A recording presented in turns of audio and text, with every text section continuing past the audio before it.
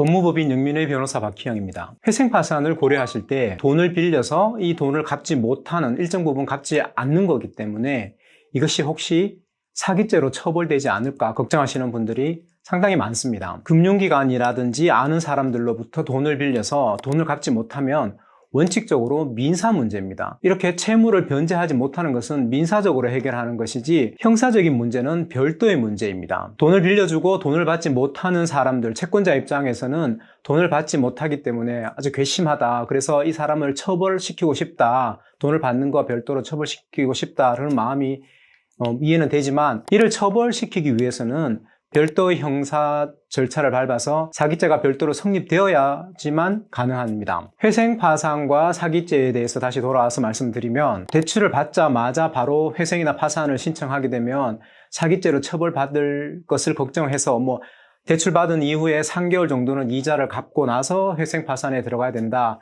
이런 말들이 많았었는데 사실 그렇지 않습니다. 회생파산을 바로 진행하는 데는 문제가 되지 않습니다. 회생파산을 신청할 때 사기죄가 문제가 되는 것은 아주 예외적인 경우입니다.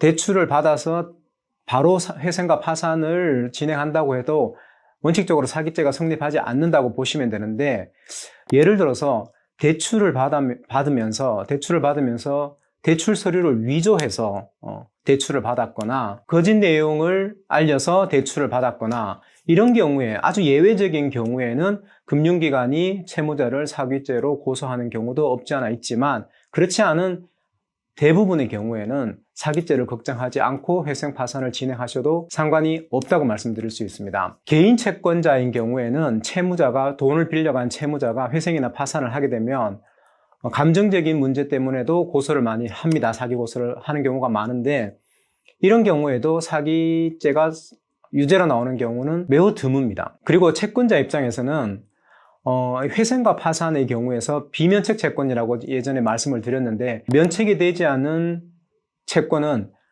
고의로 가한 불법 행위로 인한 손해배상 채권, 즉 예를 들어서 사기의 유죄 판결을 받은 채권에 대해서는 회생과 파산이 되더라도 면책이 되지만 않는다. 즉 탕감되지 않기 때문에 채권자 입장에서는 이러한 희망을 갖고 채무자를 사기죄로 고소를 해보는 것입니다. 그래서 오늘 결론적으로 말씀드리고 싶은 것은, 채무자 회생법에도 사기 회생, 사기 파산죄 이런 규정들이 있지만, 일반적으로 보통 채무자들이 회생과 파산을 진행함에 있어서 내가 남의 돈을 빌려서 갚지 못하는 것이 혹시 사기죄로 처벌받지 않을 것인가 라는 부분에 대해서 걱정하지 마시고, 그 부분은 걱정하지 마시고 회생과 파산을 진행하셔도 된다는 것을 말씀드리고 싶습니다. 이 부분에 대해서 좀 더 궁금한 점이 있으시거나 더 깊은 상담이 필요하시다고 생각되시면 언제든지 연락 주시면 상세하고 자세히 친절하게 설명드리겠습니다.